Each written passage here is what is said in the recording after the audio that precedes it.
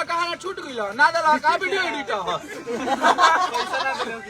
गाना शूटिंग पर से मिला जल्दी जल्दी में गाना में गा दला आवलो हरदियो गा देला बाद में शूटिंग कइला लोग पूरा पानी में भींज भींज के बुझाता बतासा भइल बा वीडियो छोड़ेला अब शूटिंग हो गया अब शूटिंग होला 4 दिन बाद छूटला के चोरा के ऑडियो छोड़ दो अब फिर 5 दिन बाद शूटिंग करो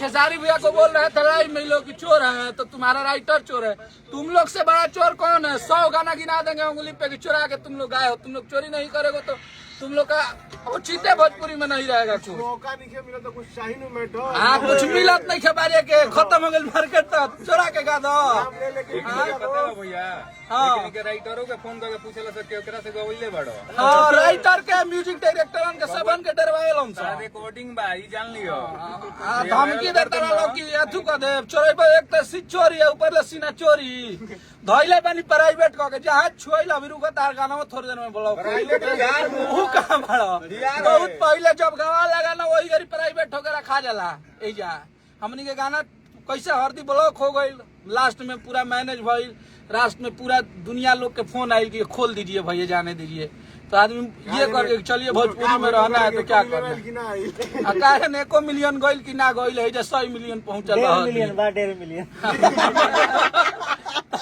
आप लोग देखिए कि ऐसे ऐसे लोग बताइए खेसारी भैया को चोर बोल रहे हैं जो खुद चोरी कर रहा है जो खुद गाना चोरा के गा रहा है हम लोग का ऑडियो उसके पास पहुंच गया है हमारे भाई शूटिंग में कहीं भाई कोई ऐसा आदमी का शूटिंग नहीं होता है जहाँ होता है खेसारी लाल यादव का शूटिंग वहाँ 2000 लोग पहुँचता है कितना भी कोशिश करते हैं कि बचाए गाना नहीं बचता है कोई वीडियो बना लिया कोई रिकॉर्डिंग कर लिया दे दिया आपको आप जाके गाना गा लिया लाइव पहले ही बिना रिलीज के लाइव में बजा के आ गई वो टॉप दे चोरी कर ले लोग टीजर बजा के पहले मैंने खेसारी लाल यादव के नीचे गिराने के लिए कोई कसर नहीं छोड़ना है सब कुछ कर देना है खेसारी लाल यादव को मतलब लोगों के नजर में बता देना है तो खेसारी लाल यादव भी ऐसा ऐसा लोगों बने जो सच्चे दिल से उनको मानता है और उनके साथ रहता है चला ना क्या टी शर्ट चेंज करके आ गए 2 लाइन में हो जाएगा किसी छोटी सी लगा देते हैं लाइव आ रहा है रुक जाओ लाइव में देखो हम नीति लग गया तो चैनल लगा लो क्योंकि मेरे में ऑप्शन नहीं आ रहा है तुम्हारा ना कम्युनिटी पोस्ट का ना हर हर महादेव जय माता दी आजा बजाओ तनी बाबू गाना सबके प्रणाम बा नमस्कार बा और हमनी के अभी बानी जान पूर्णा फिल्म में अभी हमनी के एगो हिट मशीन जी के गाना आइल हटे मरद ह बकलोल वो गाना हमनी के आज से 4-5 महीना पहले गौले रहनी जा और उहे हरकत जौन हरदी गाना में भइल रहे हरदी गाना के शूटिंग पर से ही वीडियो लीक करके और ओकरा के गवा दिहल गई सेम उहे चीज फिर से गाना के संगे भइल है जो कि हमनी के आज से 4-5 महीना पहले वीडियो बनल बा ए गाना के और ब्रांडेड से भी पहले ही गाना के बनैले रहनी जा जौन की स्पीड रिकॉर्ड के हमनी के दिले रहनी जा खैर कोनो बात नहीं खे और अभी अंकिता फिल्म पे वो गाना आइल बा और ये गाना के म्यूजिक बनैले बने VR हमारे भाई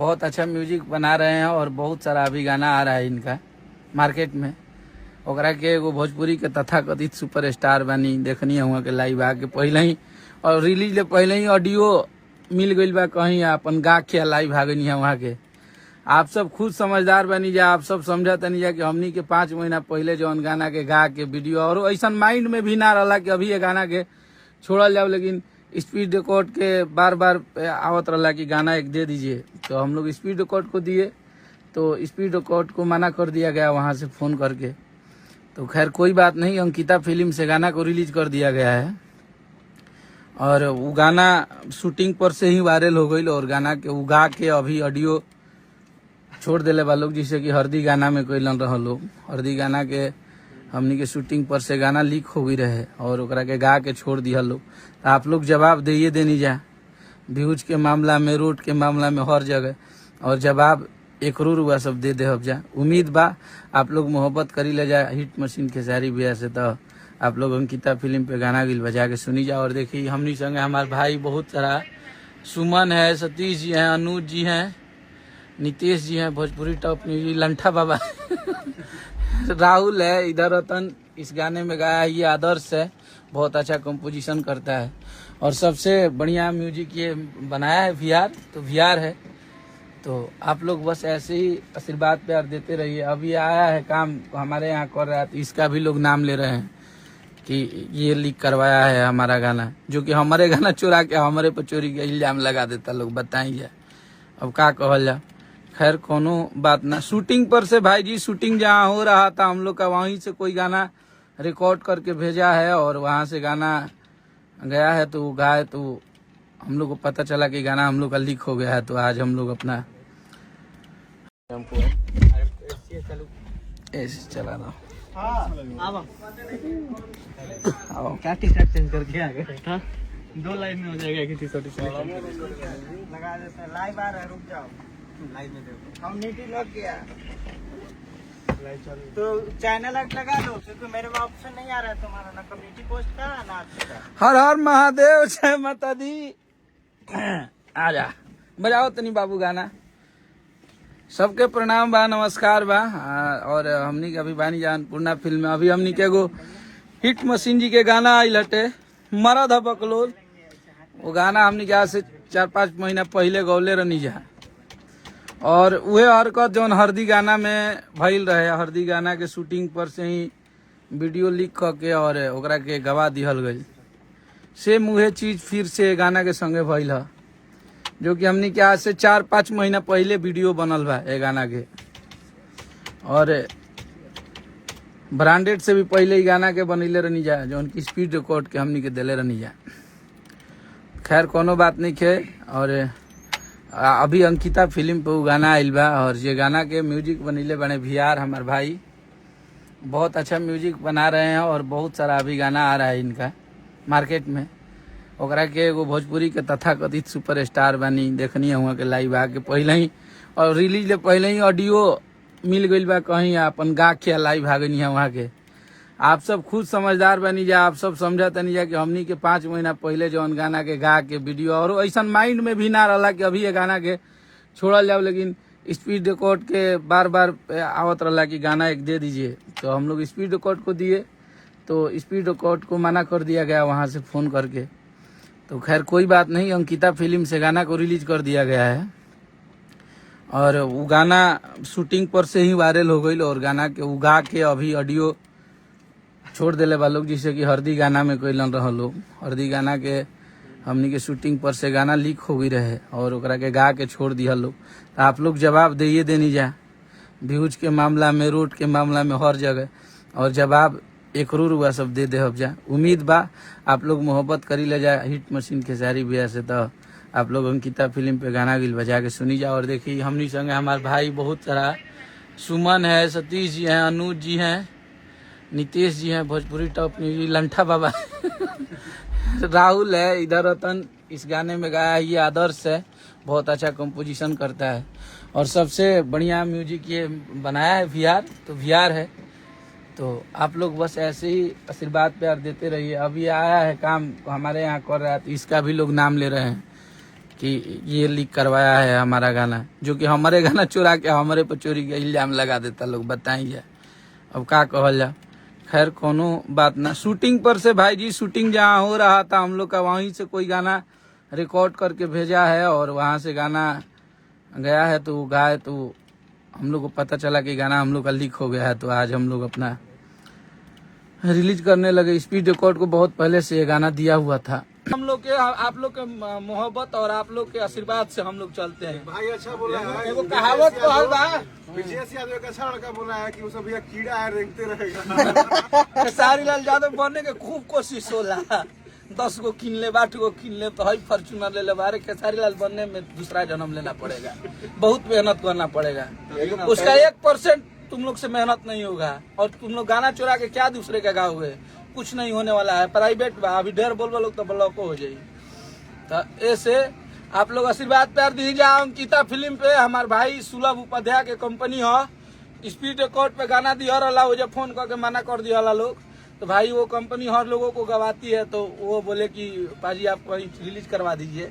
तो ये अंकिता फिल्म पे जो सुलभ हमारे सुना राजा पीके गाजा गड़िया नत चलावा हो, तो वो पावत गाना आप लोग आशीर्वाद प्यार दीजिए। हाँ माने आ गई बा, गाना रिलीज हो गई बा, ये VR वर्मा है। अभी बहुत सारा म्यूजिक अन्नपूर्णा फिल्म का आप लोग देखेंगे मेरे भाई को, इसको भी कुछ कुछ बोल रहा है। छोटा बच्चा है इतना, बताइए इसको क्या ज्ञान है कि क्या गाना होता है क्या नहीं होता है। हाँ गाली देवे हमनियो क्या मिला, लेकिन सोच समझ के करिए बात, ठीक बा। जब कंफर्म हो जाए तब करिएगा। अपने राइटर के पहले जाके समझावा, विश्वास बनावे। विश्वासी राइटर तू रखो, हमनी के ना। हाँ हम लोग को बोल रहा है कि राइटर, अरे राइटर ये राइटर हो कि जब हरदी चोरेले रहता ना बुझेल कौन राइटर के लिखल रहा। हरदी के घर के हो, हाँ घर के हो। आपकी पैरी फेरू चोरा ले, आ फेरू चोरा ले ई केकरा घर के हो बताओ। समोसा ना मिलेला, समोसा 3 कोना नहीं खइले। आइल बड़ा हमनिए के बोले, हमनी ले जुड़ा मत, अड़िए जीवन ना तो लड़िए जीवन। अन्नपूर्णा फिल्म आज ये खिया दिया जी। गूगल पे जय हो आप। अरे आप लोग शेर हैं, आप लोग खेसारी लाल यादव के लिए आप लोग इतना मोहब्बत करते हैं।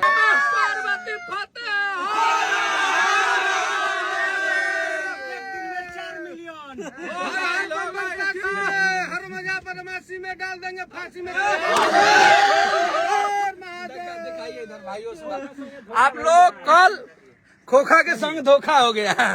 हाँ देखिए आप लोग, कोई बात नहीं है, कोनो बात ना। आप लोग मोहब्बत दीजिए। आप खेसारी लाल यादव एक ब्रांड है भोजपुरी का, उसको पराजित करने के लिए जो सोचेगा वो खुद जल के मर जाएगा। तो ऐसे ही तराजू तोल कर देख लीजिए, पलरा किसके भारी है। तुम्हें जानकार प्यारी है तो हमें ललकार प्यारी है। वही नाम है, एक hit machine trending star Khesari है। बस आप लोग आशीर्वाद देते रहिए। और ये गाना अंकिता फिल्म पे रिलीज भइल बा, एकरा के छोड़ी जा। और एक ऐसा कोनो चीज नहीं है कि जेकरा जौन बोले के बा लाइव आके बोल दी, तेहनियो बोले आवेला, बुझाइए गई। हाँ तो आप लोग देख सकते हैं कि हाल में चोरी करके ऑडियो तो गा सकता है, वीडियो तो जल्दी जल्दी में ना होई कि एगो रूम में डांस करके डाल दे, वो में टाइम लागेला जल्दी में। तो आप लोग बस आशीर्वाद प्यार बनाए रखिए। छा गए गुरु, आप लोग का आशीर्वाद प्यार है। अंकिता फिल्म पे जाइए, गाने को सुनिए और गाने को इतना व्यूज दे दीजिए आज और कल के बीच में कि लगे कि हाँ, जैसे आप लोगों ने हरदी में 4 खाना चीत कर दिया था। हरदी को जैसे आप लोगों ने प्यार दिया था, वैसे वही प्यार आप लोगों को। आज तो रात हो गया, बहुत हमारे भाई जो गांव देहात से हैं वो पहले ही सो जाते हैं, लेकिन अगर आप लोग कल मॉर्निंग में जगिए तो इतना गाना को शेयर कीजिए, इतना शेयर कीजिए कि ऐसे लोगों की औकात पता चले। हर हर महादेव, जय माता जी।